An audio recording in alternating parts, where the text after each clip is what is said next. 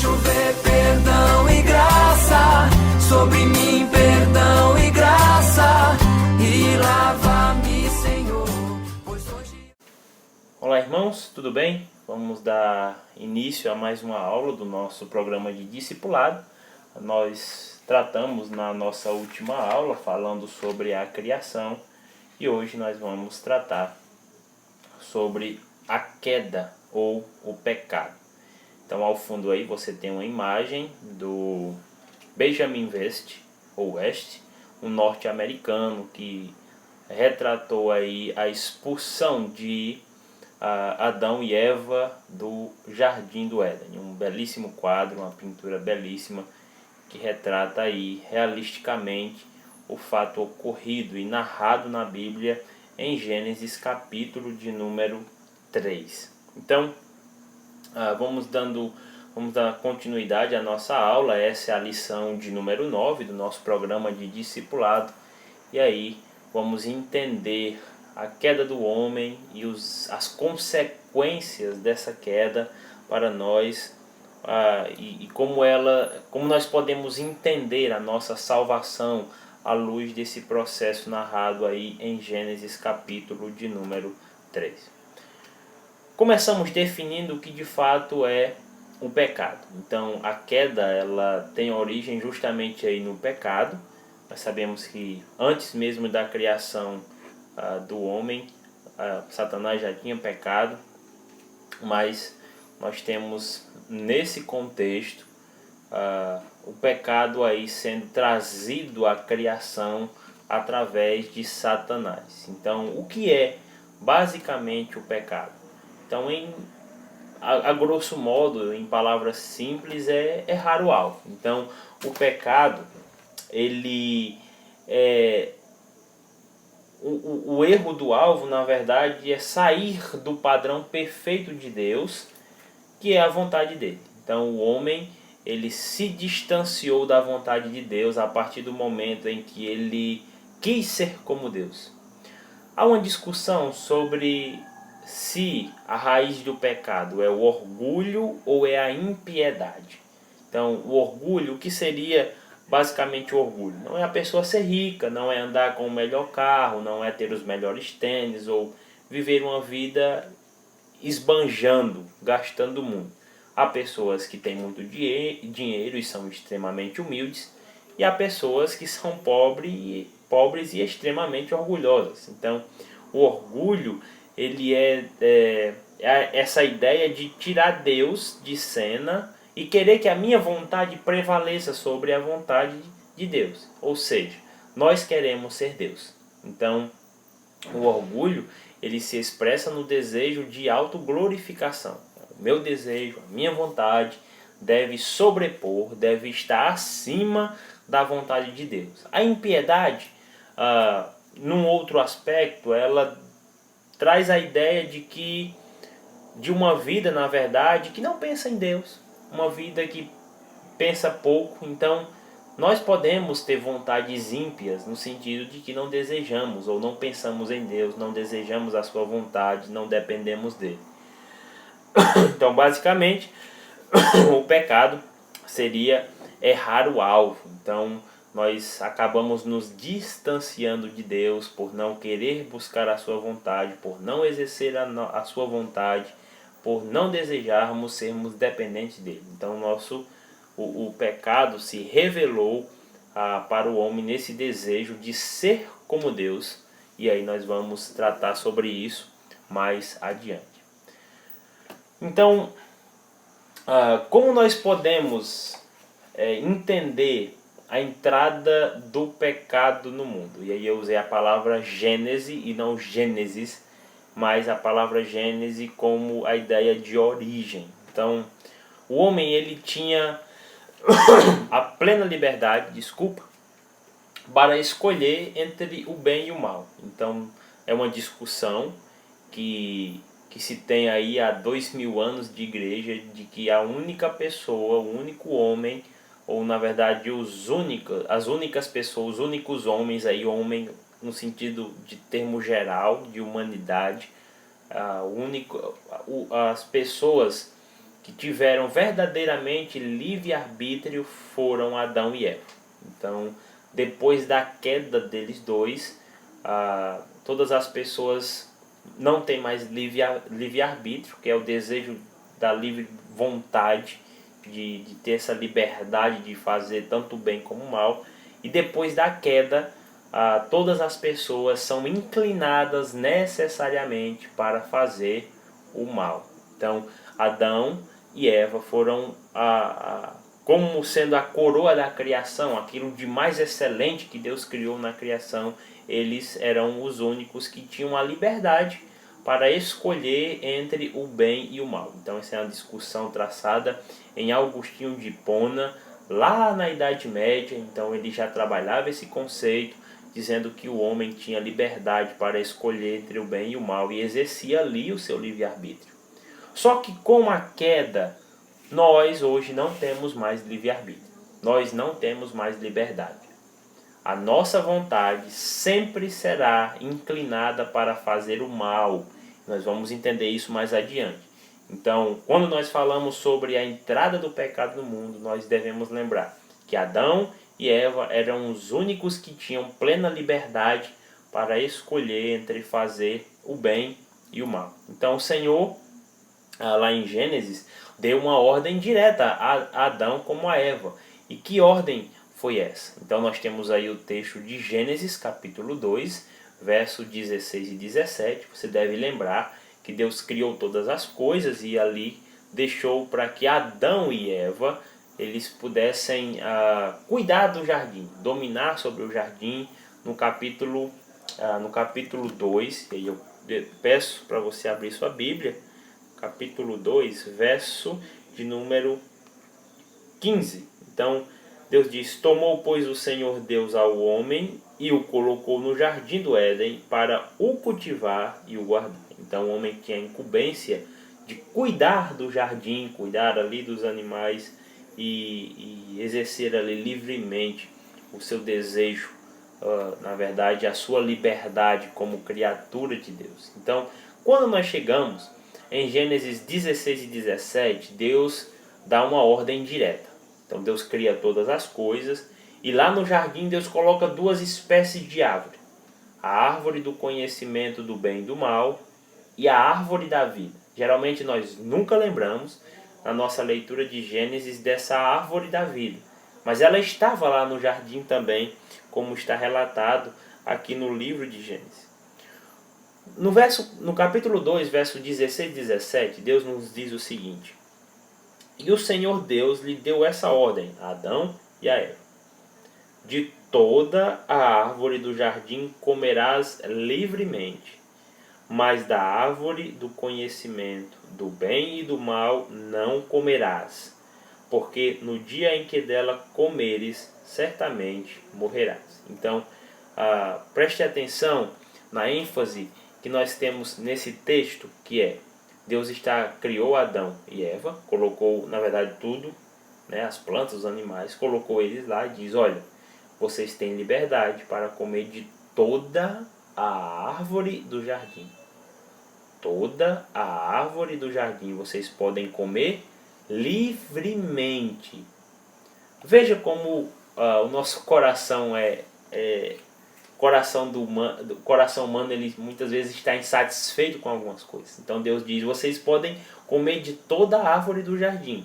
Só tem uma que eu quero que vocês não comam. E aí Deus põe, eles aprovam. Deus não tenta, Deus coloca a prova. Deus queria testar a obediência deles. E Deus diz: olha, a árvore do conhecimento do bem e do mal vocês não devem comer. Por que eles não deveriam comer? Porque no dia que dela comeres, certamente morrerás.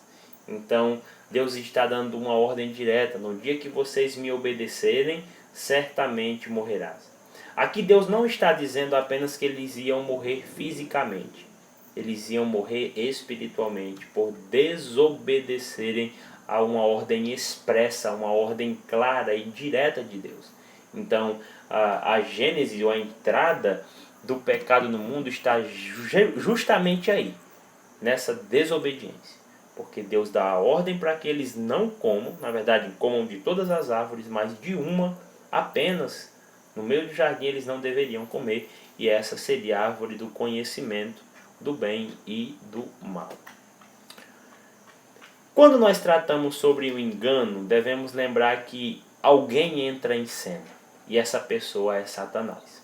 Então nós já tratamos dele como um ser pessoal, criado por Deus, e então ele se apossa de uma serpente, e não apenas se apossa de uma serpente, mas ele mente, ele quer destruir, ele quer ludibriar, vou usar essa palavra, mas ele quer destruir a obra-prima de Deus, e aí ele quer destruir o homem, aquele que recebeu a imagem e semelhança de Deus, aquele que é a obra-prima da criação, aquele que a primeira instituição criada por Deus, que seria a família. Então Satanás ele tenta destruir logo ali. Interessante que apesar de mesmo de muito tempo, Satanás ainda hoje continua e ele está investindo fortemente na destruição da família, na destruição do homem. E aqui eu trabalho a ideia de homem como humanidade. Então, Satanás ele aprisionou o homem, ele cegou o homem. Nós vamos ver isso na nossa próxima aula. Na verdade, nós já vimos, né? Satanás ele cegou o homem lá, segundo o texto de 2 Coríntios, capítulo 4, verso 4, que Satanás, o Deus desse século, ele cegou o homem para que ele não possa entender as verdades espirituais do Evangelho. Então, a intenção de Satanás sempre foi destruir a obra-prima de Deus, sempre foi destruir o homem. Então, João, no Evangelho de João, capítulo 10, verso 10, nós lemos o seguinte, Jesus falando aqui sobre Satanás. O ladrão vem somente para roubar, matar e destruir. Então foi isso que Satanás veio fazer desde o princípio, após a sua queda. Ele veio destruir, ele veio matar, e de fato ele conseguiu matar espiritualmente. Na verdade levou a humanidade a morrer espiritualmente por desobedecer uma ordem do Senhor. Então Satanás, mesmo diante de muito tempo, vem tentando destruir a família com a tal da ideologia de gênero, em que as pessoas podem escolher, né, de acordo com a sua vontade, de acordo com os seus desejos de serem homem ou mulher. Então vem destruindo a família com essa ideia de ideologia de gênero, sobre a ideia do LGBT aí, que você pode, né, toda forma de amor é válido, isso não existe. Então ele vem tentando de fato destruir mesmo a criação do Senhor, a obra-prima de Deus, que é o homem. Veja que Satanás ele vem para mentir. João 8,44 vai dizer que Satanás é o pai da mentira. Por que ele é o pai da mentira? Porque desde a queda ele tem tentado, ou ele mentiu para levar, na verdade, ele mentiu para levar os humanos ali, Adão e Eva, para cair. Então, o que é que ele vai dizer? Lembra que do versículo anterior que nós olhamos, que nós trabalhamos, que Deus diz, olha, vocês podem comer de toda a árvore do jardim. No capítulo 3 de Gênesis, nós temos o diálogo entre Satanás, em forma de serpente, e Eva. Talvez você esteja pensando aí, mas como é que pode uma mulher falar com a cobra, né? Gente, vamos pensar que naquele momento, talvez os animais não falassem, tudo bem. Mas naquele momento não havia ainda as dificuldades da queda. Os seres humanos e os animais viviam em plena harmonia antes da queda. Então, após a queda, que a natureza, e aí também um relacionamento quebrado, e aí a natureza passa a criar aí de fato a questão dos predadores e tudo mais. Mas observe o texto em capítulo 3, versos de 1 a 5. Mas a serpente, que falando de Satanás, mais sagaz que todos os animais selváticos ou selvagens que o Senhor Deus tinha feito, disse à mulher: é assim que Deus disse, não comereis de toda a árvore do jardim? O que foi que Deus tinha dito? Vocês podem comer de toda a árvore. Capítulo 2, verso 16. Vou ler para você. E o Senhor Deus lhe deu esta ordem. Capítulo 2, verso 16. de toda árvore do jardim comerás livremente. Então, a primeira mentira é: olha, Deus proibiu vocês de comerem de todas as árvores do jardim. O que é que Eva responde? Verso 2. Respondeu-lhe a mulher: do fruto das árvores do jardim podemos comer, mas do fruto da árvore que está no meio do jardim, Deus disse: dele não comereis, nem tocareis nele, para que não morrais. A proibição não era de comer, não era apenas de comer, mas também de não tocar. Deus queria que eles não chegassem nem perto. Vocês não devem tocar. Nós não sabemos que fruto é esse. E verso 4, a serpente diz: é certo que não morrereis. Então a primeira mentira, a segunda na verdade é: pode ir, pode desobedecer. Não nessas palavras, mas ela diz: não, vocês podem, vocês têm plena liberdade para fazer o que bem entenderem. E Deus deu livre-arbítrio ali a Adão e Eva. Eles poderiam escolher entre o bem e o mal. E a serpente estava lá. E diz: olha, a primeira: olha, Deus disse que vocês não podiam comer de nenhuma árvore, né? Estranho. E Eva: não, nós podemos comer de todas as árvores, mas a árvore do conhecimento, do bem e do mal, a que está no meio do jardim dela, nós não podemos comer. E sabe qual é a terceira mentira? Porque Deus, verso 5, porque Deus sabe que no dia em que dele comerdes do fruto, se vos abrirão os olhos, e como Deus sereis conhecedores do bem e do mal. Então, qual foi aí a proposta de Satanás? Podem comer, vocês têm liberdade para isso, e depois que vocês comerem, vocês serão como Deus. Não é estranho que Satanás age assim ainda hoje. Então ele manda pessoas para a nossa vida, muitas vezes aqueles que estão longe de Deus, os ímpios, aqueles que não se converteram ao Senhor Jesus Cristo, nos fazendo essas propostas, nos fazendo ver a vontade de Deus como pesada. Veja que ele está dizendo aí: olha, Deus proibiu vocês de comerem as árvores do jardim. Mas Eva diz: não, ele não proibiu. Ele disse que de todas nós podemos comer, mas tem uma. É estranho, meus irmãos, porque muitas vezes nós queremos ir na contramão. Temos a liberdade em Jesus Cristo de fazermos muitas coisas, mas nós queremos e escolhemos muitas vezes fazer aquilo que não agrada a Deus. É um aspecto da nossa natureza caída e muitas vezes é a própria tentação de Satanás nos fazendo desagradar a Deus. Um outro aspecto é: não, eu vou fazer só essa vez, não vai dar em nada. Vou furar um semáforo essa vez, não tem sensor aqui, não, vai dar tudo certo. Vou ver esse vídeo aqui na madrugada, ninguém está vendo. Deus está vendo, Deus está lá. Não deixe que Satanás tenha vitória na sua vida. Não deixe que Satanás possa levar você a pensar que nada vai acontecer, algo está acontecendo. Quando nós desobedecemos a Deus, Deus fica triste. Nós pecamos, então desagradamos a Deus. Não deixe que Satanás leve você a pensar que nada vai acontecer. Um relacionamento ali está sendo quebrado, que é o nosso relacionamento com Deus.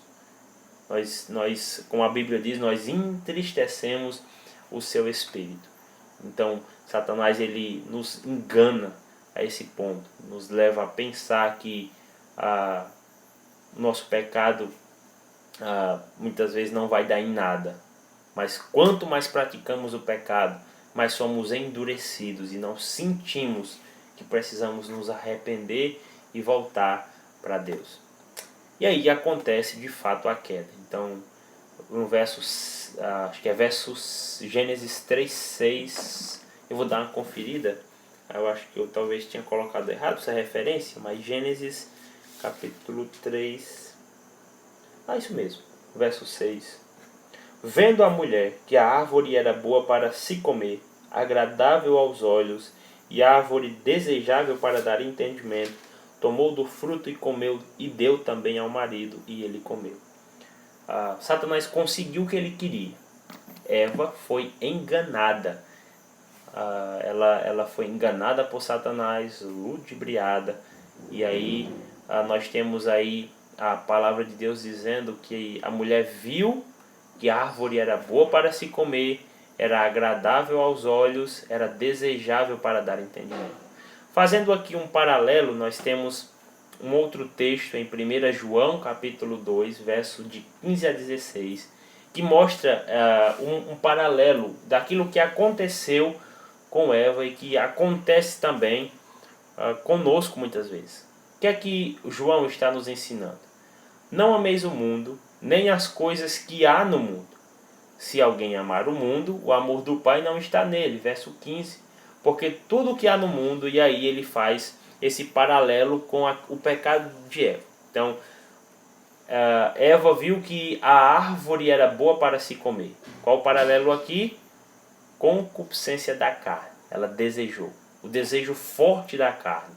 Então ela queria comer. Ela viu que a árvore era boa para se comer. Aí ela viu também que a árvore era desejável, agradável, na verdade, aos olhos, né? Então, segundo aspecto, concupiscência dos olhos. Então ela não apenas desejou, mas ela viu que aquilo era bom e ela queria. E aí nós temos a soberba da vida. E como é que está expresso isso? O orgulho da vida. A árvore era desejável para dar entendimento. Então Satanás mostrou a Eva esses três aspectos. A árvore era boa para se comer, ela era agradável aos olhos e era desejável para dar entendimento. Concupiscência da carne, concupiscência dos olhos, soberba da vida. Não deixem, irmãos, que o mundo possa oferecer essas coisas para vocês e que vocês olhem para as coisas do mundo como Eva desejou aquele fruto. Que a sua carne não seja inclinada a desejar das coisas que não agradam a Deus. Jó, há um verso no livro de Jó que diz que ele fez um pacto, né, uma aliança com os seus olhos. Cuidado, meus irmãos, com aquilo que nós vemos, com aquilo que temos visto na internet, olhado no celular durante o dia. E cuidado mais ainda com esse aspecto, a soberba da vida. Não deixe que o orgulho possa deixar você muito cheio, fermentado, né? O provérbio nos ensina que o orgulho, ele precede a queda, ou seja, quando nós somos orgulhosos demais, a nossa tendência é cair no pecado. O nosso Senhor Jesus Cristo, ele foi um homem humilde, um homem de serviço. E é isso que ele nos ensina em sua palavra. A sermos humildes e não sermos orgulhosos. E que possamos cuidar do nosso coração nesse aspecto. Que possamos lutar contra a nossa carne diariamente, contra os desejos que militam contra o nosso espírito. Que possamos lutar diariamente para que não possamos deixar que os nossos olhos vejam aquilo que é impuro, impróprio, e que possamos trabalhar no nosso próprio coração, para não sermos orgulhosos, para não nos distanciarmos de Deus. Veja que João termina dizendo, olha, a concupiscência da carne, a concupiscência dos olhos, a soberba da vida, não procedem de Deus, não vêm de Deus. Essas coisas não vêm de Deus, mas procedem do mundo. E quem é o príncipe deste século, a Bíblia nos ensina, é Satanás. As consequências do pecado. Todo pecado traz consequências para a vida do homem. Lembra disso. Nós nunca estaremos bem longe de Deus. Nunca. O homem nunca estará bem, nunca se dará bem longe do Senhor. O pecado, ele trouxe consequências para a vida do homem. E aí, homem de forma geral. Em um aspecto geral. Então, pela imagem aí, você deve lembrar que a primeira consequência é que eles foram expulsos. A consequência talvez pior é que eles foram expulsos do jardim, mas aí nós vamos ver outros aspectos, né? E aí eu volto atrás, né? A consequência pior não é ter sido expulso necessariamente do jardim, mas ter sua comunhão com Deus quebrada. Então nós vamos ver algumas consequências desta queda. A primeira consequência é uma consequência imediata.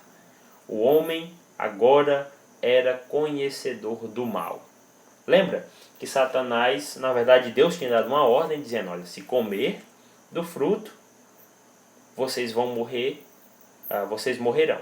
E ali a morte é espiritual. Também é um aspecto de morte física. Mas a morte ali é espiritual. Vocês veem que eles agora eram conhecedores, eles se esconderam. Eles abriram-se os olhos de ambos e eles estavam nus.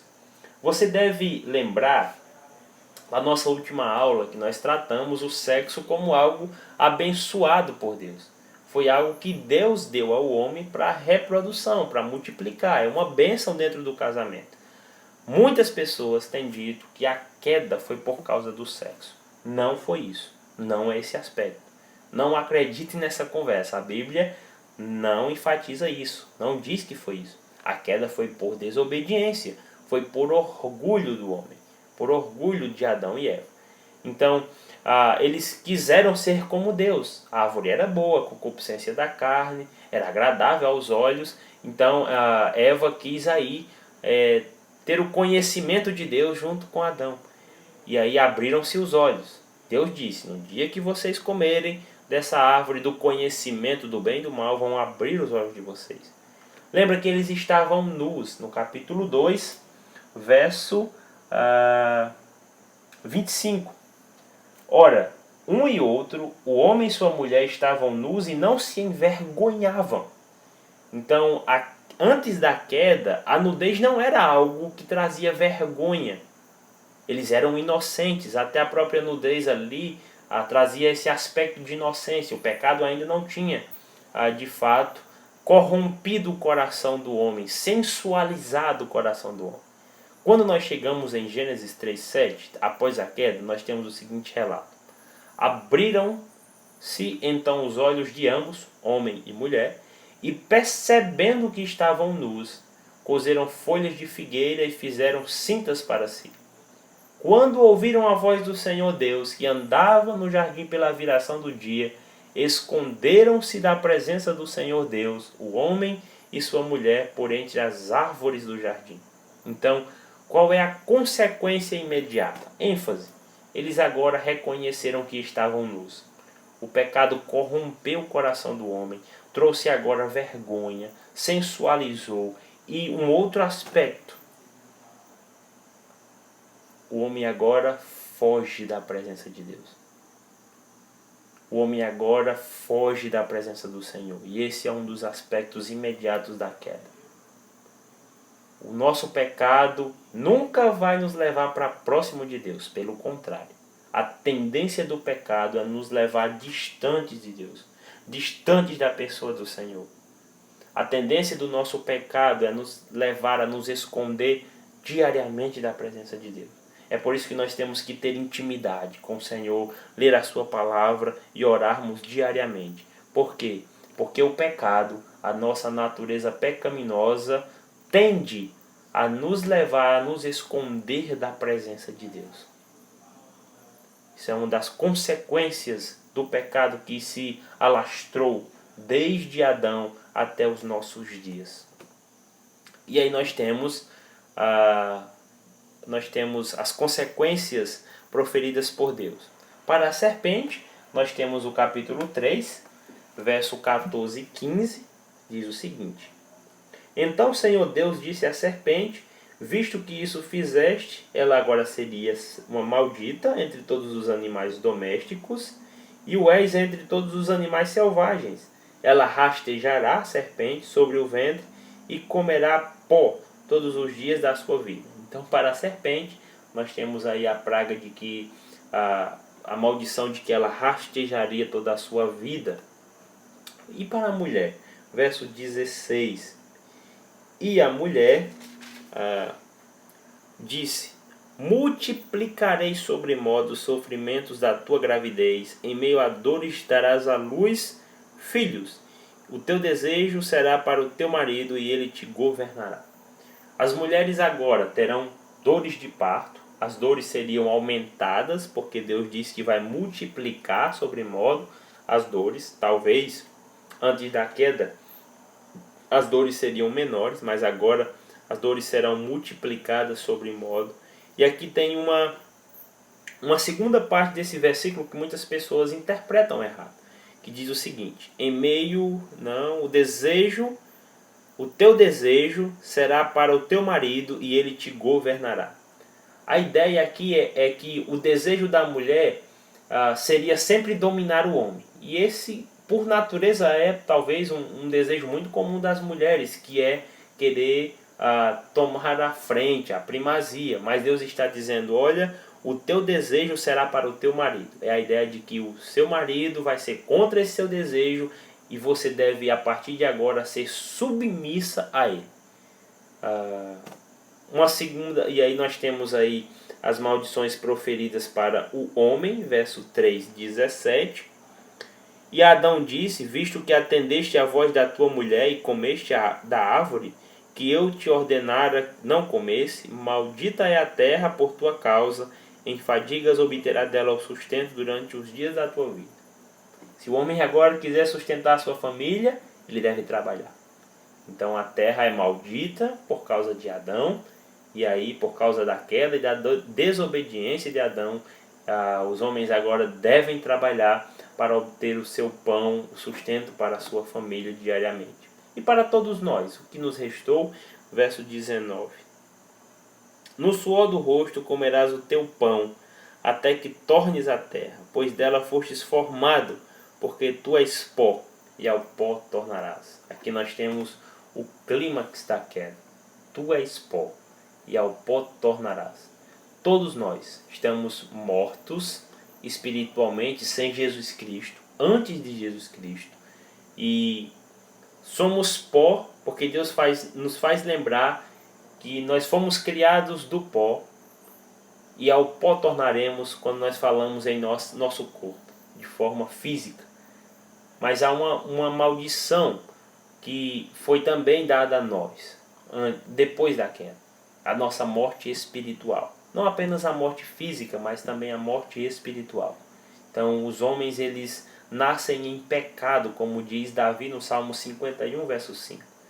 Então isso é uma doutrina chamada de depravação total. Então não há nada no homem que ele possa realizar para garantir a sua salvação. Somos pó, somos malditos por causa do pecado de Adão. É um pecado que se estendeu por toda a raça humana, para toda a raça humana. E pela sua desobediência nós temos morte, mas pela obediência de Jesus Cristo, nosso Senhor, nós temos vida eterna. Então nós temos aí maldição proferida para a serpente, para a mulher, para o homem. Ele deveria agora trabalhar para trazer o sustento, e para todos nós morreríamos. Nós morremos tanto fisicamente como espiritualmente. Nascemos já mortos espiritualmente, como Paulo bem nos ensina em Efésios capítulo 2, verso de número 1. Aqui é um aspecto muito importante, eu quero enfatizar para vocês. Quando Adão pecou, 4 relacionamentos foram quebrados. E aqui o pior deles, o pior relacionamento quebrado foi o nosso, com Deus. Então o homem agora está distante de Deus. Veja que Adão se escondeu de Deus quando ele pecou. Então nós temos o nosso relacionamento quebrado com Deus. Nós temos o nosso relacionamento quebrado com o próximo. Porque quando Adão peca e Deus vai prestar contas com ele, ele disse, olha, foi a mulher que tu me deste. Então nós temos ali a acusação do homem contra a sua própria mulher. Então nós temos um relacionamento quebrado com o próximo. E é por isso que nós temos hoje no mundo tantas desavenças, casamentos quebrados. Por quê? Porque o nosso relacionamento está primeiro quebrado com Deus, com a sua vontade. Nós não desejamos fazer a vontade de Deus. É isso que nos ensina Romanos capítulo 3, versos 10 e 11. Nós vamos ver daqui a pouquinho. O nosso relacionamento está quebrado com o nosso próximo, com o nosso semelhante. Ele está quebrado conosco mesmo. Então, quantas pessoas hoje têm cometido suicídio, né? Têm se matado porque justamente não entende que há um grande problema no seu coração, há uma corrupção no seu coração, há um vazio, e esse vazio só pode ser preenchido por Deus. Então, esse relacionamento quebrado consigo mesmo, só quem reconstrói é Deus através de Jesus Cristo, nosso Senhor. E nós temos um relacionamento também quebrado com a natureza, porque Deus disse que a terra, verso 3, capítulo 3, verso 18, a terra ela produzirá também cardos e abrolhos, e tu comerás a erva do campo. Então a terra vai produzir espinhos, vai produzir cardos, vai produzir abrolhos, e aí a própria natureza também sofre as dificuldades desta queda. Quando nós falamos em hereditariedade do pecado, nós estamos falando que ele passou para toda a raça humana. Deixa eu falar um pouco para vocês sobre Romanos, capítulo de número 5, verso 18 e 19. Nós temos o seguinte: pois, assim como por uma só ofensa veio o juízo sobre todos os homens, lembra de Adão e sua desobediência, na verdade de Eva, para a condenação, assim também por um só ato de justiça veio a graça sobre todos os homens, para a justificação que dá vida, Jesus Cristo, aquele que por sua morte nos declara justo diante de Deus. Verso 19: porque, como pela desobediência de um só homem, Adão, muitos se tornaram pecadores, assim também, por meio da obediência de um só, muitos se tornarão justos. Então, se pela desobediência de Adão todos nós somos pecadores, por Jesus Cristo nós somos reconciliados com Deus. Não toda a raça humana, mas aqueles que creem em Jesus Cristo para a sua salvação. E aí nós temos a morte física, no capítulo 5, Romanos capítulo 5, verso 12, nós lemos o seguinte. Romanos 5, verso 12.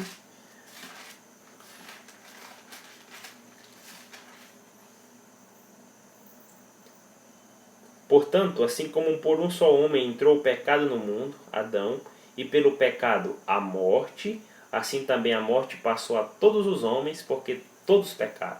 Então, em Adão, todos nós vamos morrer fisicamente, a não ser que Cristo volte e nos arrebate, mas morreremos fisicamente por causa do pecado de Adão, pela sua desobediência. E nós temos aí a corrupção moral e espiritual, que passou também para nós devido à nossa queda. Verso 10 e 11. Como está escrito, não há justo, nenhum sequer, não há quem entenda, não há quem busque a Deus, todos se extraviaram e a um se fizeram inúteis, não há quem faça o bem, não há um sequer. Então, a nossa natureza não deseja o bem, a nossa natureza não deseja fazer o que é certo, pelo contrário. Nossa natureza deseja desagradar a Deus, fazer as nossas próprias vontades, e é por isso que nós não temos capacidade por nós mesmos de chegar a Jesus Cristo. É só pela iluminação do Espírito Santo que Ele nos faz entender a sua palavra, e aí Ele nos leva a entender a Jesus Cristo, entender o seu sacrifício como eficaz para a nossa salvação, como um sacrifício necessário para que alcancemos a vida eterna em Jesus Cristo, nosso Senhor. E aí também nós temos o aspecto de punição eterna. Então, o pecado ele trouxe punição eterna. Nós não sofremos apenas enquanto vivemos, mas depois da morte. Aí nós temos também a punição eterna, que seria sermos ou aqueles que não aceitaram a Cristo, ser destinado ao inferno, ao fogo eterno que não se extingue. Então você vai olhar aí essas duas referências. Nós temos uma condenação após a morte, e aí depois da morte haverá um período de juízo, nós vamos ver isso posteriormente, mas após esse juízo, o trono branco, na verdade, lá em Apocalipse 20, aí você vai ver que após o juízo há aqueles que foram desobedientes a Deus, não aceitaram seu sacrifício em Jesus Cristo, eles serão jogados no lago de fogo e enxofre. E você vai conferir essas duas referências na sua Bíblia. E minha pergunta para finalizarmos essa aula é: e você? Já creu em Jesus Cristo como Salvador da sua vida? Então o pecado nos distancia de Deus. O pecado nos leva para longe de Deus. Você já creu em Cristo como Salvador? Porque se você ainda não creu em Cristo como Salvador da sua vida, deixe-me dizer que Ele ainda não governa o seu coração. O seu Deus é Satanás. O Deus da sua vida é o diabo. As suas vontades são inclinadas para longe de Deus, até que você aceite a Jesus como Salvador da sua vida. Atos capítulo 4, verso 12, vai dizer que em nenhum outro há salvação, não há entre os homens nenhum outro nome dado em que alcancemos a salvação. Só Jesus Cristo pode nos oferecer, por seu sacrifício, por sua morte na cruz, salvação eterna. Você crê nisso?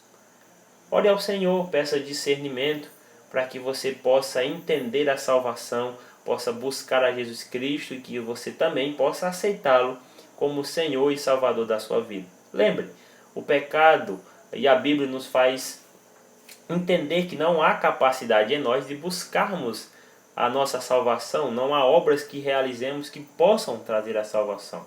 Só Jesus Cristo, só o seu sacrifício nos traz a salvação eterna. Só Ele satisfaz a justa justiça de Deus pelos seus atos, pela sua morte vicária. Que Deus nos abençoe e até a nossa próxima aula em que nós falaremos sobre esse tema, a salvação. Que Deus te abençoe. Até mais.